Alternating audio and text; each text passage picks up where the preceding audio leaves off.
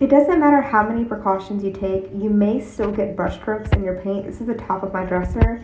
Yeah, it looks awful. So I'm going to teach you how to kind of go back in time a little bit, fix it, because it will happen no matter what you do.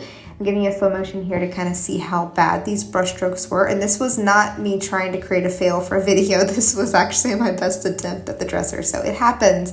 All right, let's look at some ways that I fixed this problem on this dresser.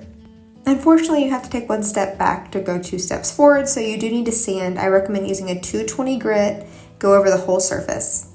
Now, the paint that you're using may be too thick, so water it down, and you can also put water on the surface. That's what I did here. Just a little bit of water, okay? That's all you need.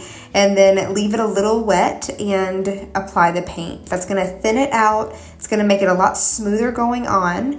And you can also switch to a bigger brush, which minimizes how many brush strokes you have to do. And here is how it turned out once I fixed it.